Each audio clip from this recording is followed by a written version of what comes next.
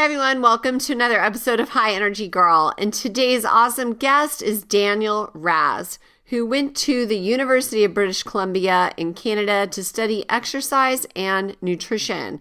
And while over 95% of his classmates wanted to be a physiotherapist, he wanted to be a fitness trainer so that he could give others the same feelings he had and confidence that translates into all the areas of their life.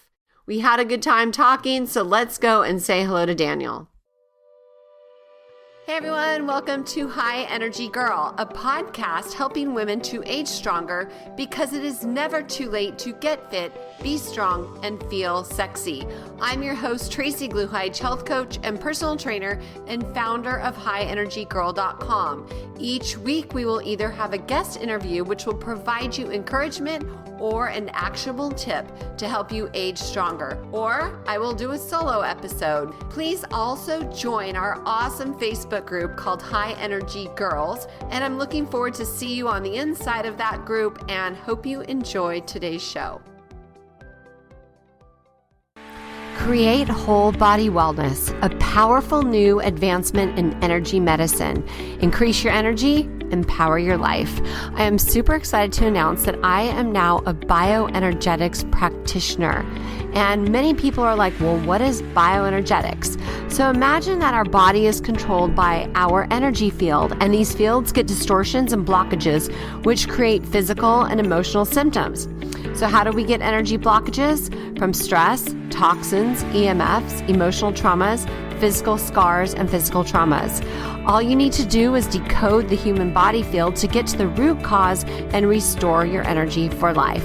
For more information, head on over to the blog at highenergygirl.com/bioenergetics with an X. That's BIOENERGETIX, and heal your energy for life. Hey, Daniel, thanks so much for coming on the show today. Definitely, I'm excited to be here. So for the listeners that don't know you yet, why don't you tell them a little bit about yourself? For sure. So I'm an online fitness trainer. As you can probably hear from my accent, originally I'm from Israel. When I was 6, my family and we moved to China. I grew up there. Then I have two older brothers. One of them was in Australia. The other one went to the United States. So I'm like, okay, let's try Canada. I went to University for Exercise and Nutrition in Canada, became an in-person trainer. And after the lockdown, I'm like, okay, let's try this online thing. And have been doing online training ever since. And how do you like it? Definitely, I like it a lot. I originally went to school for to be a physiotherapist, a physical therapist. But after my second year of school, I'm like, let's try personal training. I think I like that a lot more. And you get a lot of compliments that you won't get otherwise, because with physical therapy, you only get people after they already injured themselves, after it's already like too late, right? But in personal training, you get to prevent a lot of, diseases. You get to help people get off the medication. It's a very rewarding job. Cool. And now that you're doing it online, you have a bigger reach too, Yeah. right? Yeah. Cool. So let's talk about what do you feel like people need to hear? What inspiration do you have for the listeners of how they can change their life? I feel the most important thing is to start with what I call the easy wins, because in January 1st, everybody decides after they haven't done any exercise at all to go to the gym for 2 hours every single day. After their diet has been trashed, they decide to only eat fish and vegetables and nothing else. They set such unrealistic expectations for themselves that they can never keep. So go the opposite approach. Let's start with the easy wins, things that take minimal time and effort, that move the needle in your favor, and that will show you that you can actually get results. Because a lot of people say they lack motivation, but I actually believe that people lack tangible results. Because if anybody sees results week after week after week after week, they'll be motivated by themselves to push harder and do more. Mm-hmm. Yeah. So the results are the motivation. Exactly.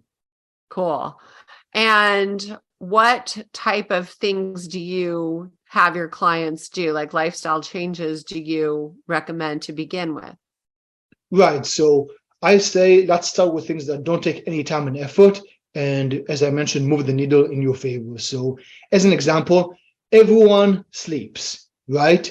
Now, unfortunately, I can't simply snap my fingers and make it that there's 25 or 26 hours a day, so you can sleep an extra hour or two. But what I can do is give you a few tips that will allow you to improve the quality of your sleep. And if you improve the quality of your sleep, even 6 high quality hours is better than 9 poor quality, and doesn't take time, doesn't take effort, and allows you to have more energy. You are able to build more muscle, lose more fat. Your hormones are in place, and everything is a lot better that way. Another easy win, I say, is always have like a water bottle within arm's reach. Always have something close to you can grab and drink, right? Because if you only have not just water, but if you only have healthy options within your vicinity, you'll make healthy choices.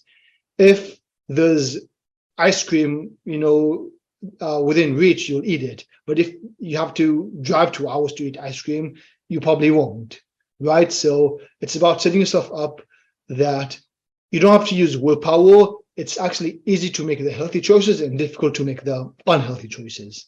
Oh, that's a good one. So let's break it down. Let's start with sleep. What are your tips to help people have higher quality sleep?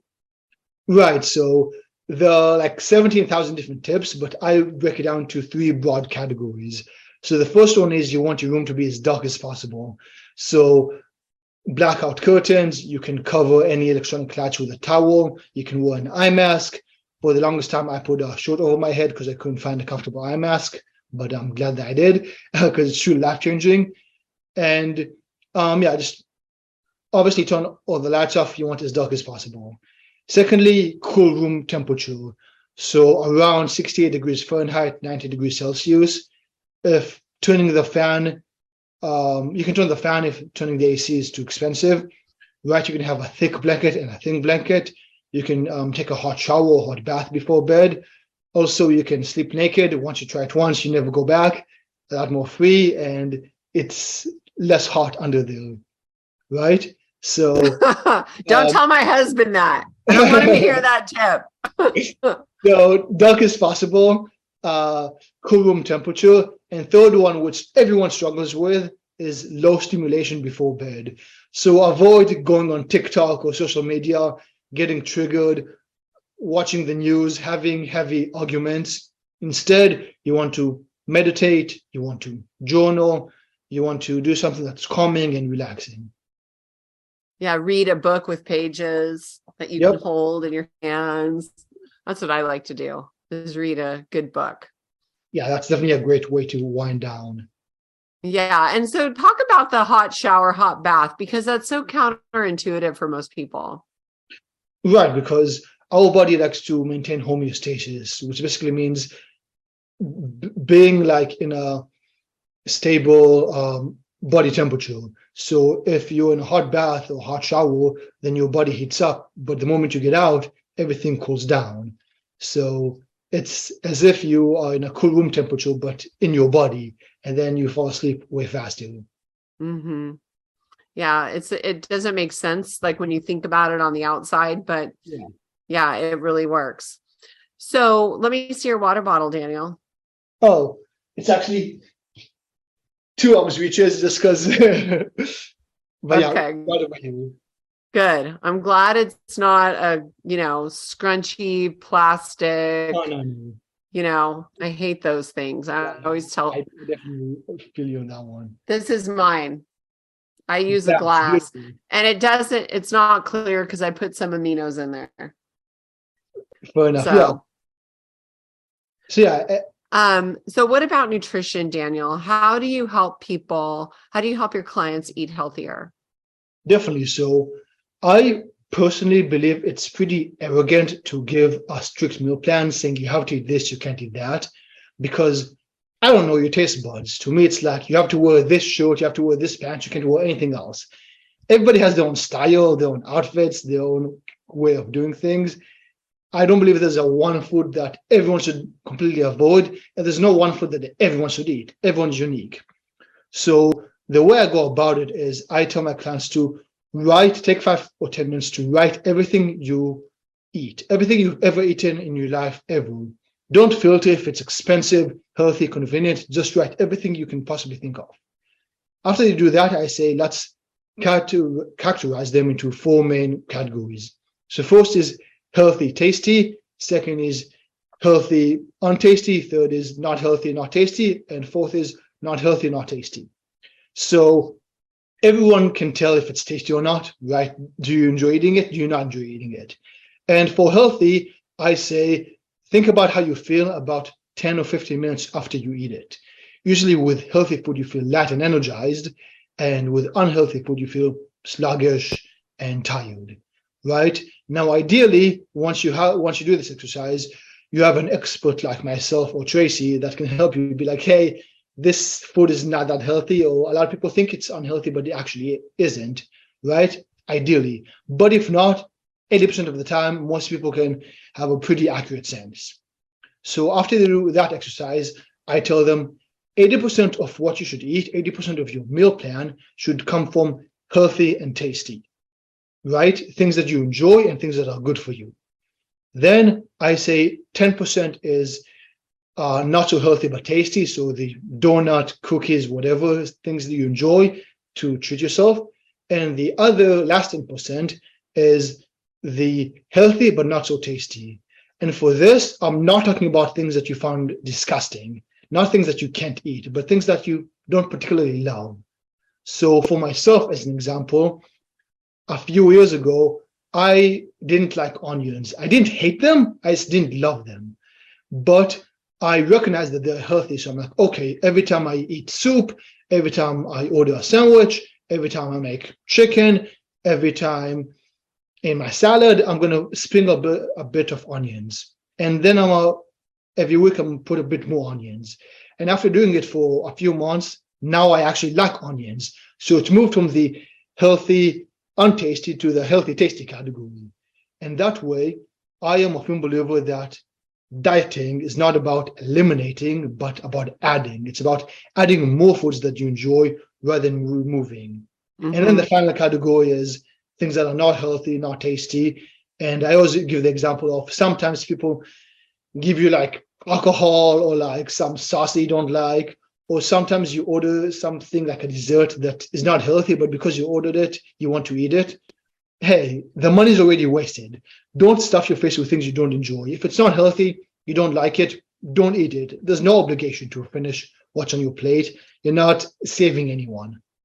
Mm-hmm. Yeah, it's a sunk cost. Yep. Oh, that's funny. That's a great exercise. I love it. I've never done that or thought about that. Appreciate that's a lot of fun. It's a tactical approach so they can really have awareness. And I like the way you thought, okay, well, I don't like onions, but let's find some creative ways to help me like them. I find that the best way. So, okay, here's an example that happened to me yesterday. So my husband he loves growing stuff. And so we have a huge garden, and he brought in 2 big head of cauliflower. And I don't prefer cauliflower. So I'm like, okay, well, I'm going to find a really good recipe to make cauliflower. And one of my favorite chefs out of New York City is Allison Roman. Mm-hmm. And I have one of her cookbooks. And so I found a recipe for this roasted cauliflower that she makes that was to die for. I ate half of it, and I ate the other half this morning. So in in a day, basically, I ate an entire head of cauliflower. So I find that helps, is finding some really good chefs that, have amazing recipes, and just take now, okay, I'm going to find, we picked the Tuscan kale. I'm like, okay, now I'm going to find a good recipe for this, because I can make Tuscan kale. It's good. I don't mind it, but I want to love it. You know what I mean? There's that difference. So that's kind of, another fun tip. Find ways to love it. That's definitely a great point, because another thing I like to tell my clients is every month or every couple of weeks, go to the grocery store and buy a food that you've never eaten before ever. So like a new vegetable or new type of fish. So for example, for myself, I never tried Brussels sprouts, not because I didn't like it, just because I never got a chance to eat it. Then when I tried it, immediately I'm like, oh, this is amazing, right? So there's so many foods that you don't know that you enjoy, you just have never tried it. Or like an exquisite dish from Jamaica or Japan, like a new type of food that you've never even heard of. It might be healthy, it might be super tasty, you just never tried it. So again, the entire purpose of this is to add more foods that you enjoy rather than eliminate. Yeah, I love that. So Brussels sprouts, I have to say, when I was a kid growing up, Brussels sprouts were like my least favorite food, ever. And now the way I like to make them is you put them in the food processor and thinly slice them and then toss them with olive oil, salt, maybe some garlic. And then I roast them in the oven on like a rimmed cookie sheet, and sometimes if I'm feeling decadent, I'll add bacon. You'll add what? And bacon. So bacon. Roasted Brussels sprouts with bacon. It's a crowd pleaser, I'll tell you. Oh yeah. Other than bacon, I do everything you just said. Oh, other than bacon. Oh, you don't use bacon. Well, I don't use it very often, like I said. But it does, like if I'm cooking for a crowd, I'll throw in a little bit of that. Yeah. So, okay. So I love those tips. And then what about lifestyle? Like, how do you help people with like motivation and just, I guess if they're calling you, they start off with that motivation. But I did a survey on Facebook a while back, and it was like motivation was the biggest thing that people were struggling with. Right. Yeah, that's an excellent point. So one of the biggest things that I feel like help my clients the most is I really changed their mindset and the way they view health and fitness in general. Because I imagine, Tracy, that if you were to wake up tomorrow 400 pounds, you will still be able to look like you go back to being fit eventually. Because you have that certain mindset, you have a certain standard to yourself, you know it's possible. Right? So even though it might be difficult, having that mindset, no matter where you and I get dropped in the world, no matter what body we are put in, eventually we'll be able to become fit because we have a certain way of talking to ourselves and a certain way of achieving things. So the biggest way for people to remain motivated is to just use words differently. So when people say, I don't have time to work out, I say, well, working out is not a dichotomy. It's not yes or no. It's how much did you work out? So if you can't do 100%, can you do 50%? Can you do 10%? Because even just 5 minutes of anything will get you the momentum of being able to remain consistent. And another thing is whenever my clients say like what I consider irrational statements, I like to correct them with another irrational statement so they realize that what they said was irrational. So as an example, somebody says, I'm too tired to exercise. That's like saying, I'm too sick to go to the doctor. Your excuse is the solution, right? Or when people say, I'm too busy to meal prep, that's the, or like, I'll meal prep when I have more time. That's like saying, I'll save money when I'm rich. You have it backwards. It doesn't make sense, right? And another example is you just mentioned motivation. So people say motivation doesn't last. Bathing and showering doesn't last. That's why we do it every day. You can't expect to take a shower, bathe one, and be like, cool, I'm good. No, you have to do it consistently. You have to get motivated consistently. So either talk to me, I send my clients like 30 seconds or 1 minute motivational videos, anything to spark them up, and just get them in a routine that allows them to be motivated. Cool. Yeah, I think also it helps to look around you at all the people who are aging very, very poorly and, popping pills for symptoms and just like I'm 57. I know you're much younger. But I would have not guessed it, by the way. What? I would have not guessed it, by the way. I would have been like, oh, she's probably 40. Oh, well, thank you. But what happens is you watch your parents, like my dad had cancer 5 times. Wow. My mom has brain issues. And it's like, that's my motivation. Like, I don't want to age like them. And so, that's something I think helps, is looking at the opposite. Like if you keep doing what you're doing, you know, it's What's going crazy. to happen? Yeah. So what else? What do you find is a big struggle for most of your clients? Honestly, the biggest struggle is if they don't communicate with me, because I always tell them your success is directly correlated to how often you communicate with me. As long as you tell me what's happening, you'll get results. Because even if it's bad, there's things we can do to fix them. If you ate the donut, but you don't tell me that you ate the donut, and you keep gaining weight, I'm like, okay, let's try something new, but I don't know why. But if you answer with me, I'm like, okay, if you have to have the donut, let's try this instead. We can adjust it.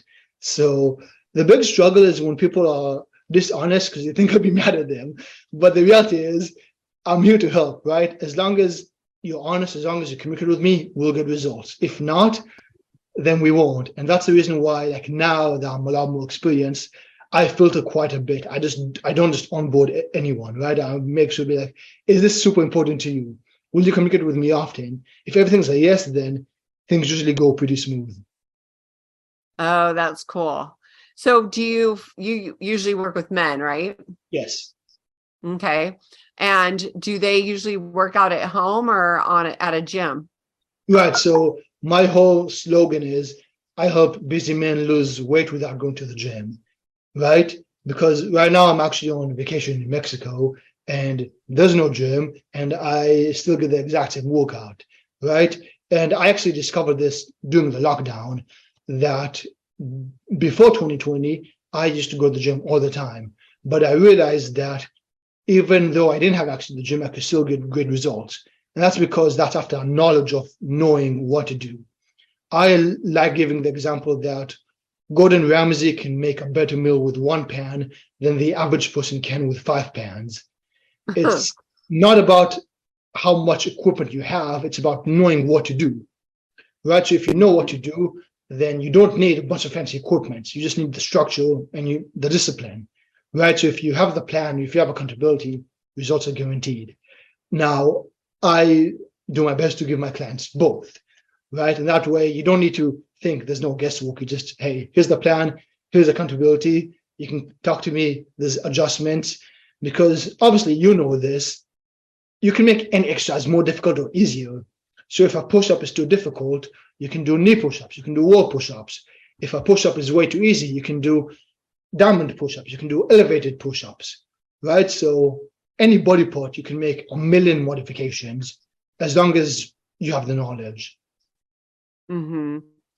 And do you like have them get bands or weights at home or body weight? What's your favorite fitness? Right. My favorite is definitely bands because they're like $5 and they're so versatile. With dumbbells, if a 5 pound is too easy, you can get a 20. But if 20 is too difficult, you have to go down. Like you have to buy so many dumbbells or like so many different plates for it to be relevant. With bands, you can simply step slightly different, put in a different angle, and the entire resistance changes so much. So firstly, body weight, after a few weeks of body weight, I'm like, okay, you can get a few bands, and then you can really work everything. Exactly. It's funny because during COVID, my son that lives in New York City, I sent him some bands. And so he started working out in his apartment and he got really buffed just by using bands. Like I was pretty shocked. I'm not a home workout person. I have to go to the gym, to like, I'm not a good at, unless I'm doing yoga, but at home, I had a hard time, but I found a gym that I was able to join that kind of opened on the sly. So I was so happy. Those couple months at home were like, and then what about nutrition? Do you give your clients meal plans? Do you customize that? Right. So as I mentioned, I just see what they enjoy eating and then I make a few modifications. I never say you can't eat this or you have to eat that. I'm like, hey, try to eat more of this, try to eat less of that.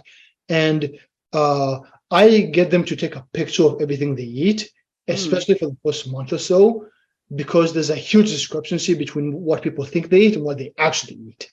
How much calories and protein they think they consume and what they actually consume. There's a huge gap. So I tell them to track because so many times they tell me I ate 2 servings of rice. They take a picture. I'm like, that's at least 5, right? So I personally don't track anything, but that's because I've been doing it for so long.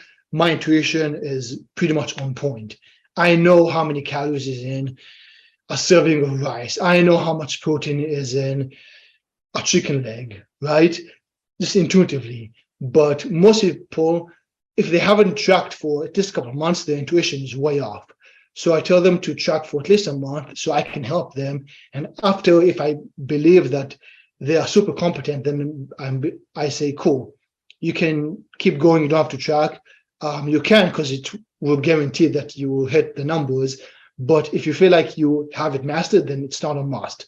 But initially, it is a must because your perception of reality is way off.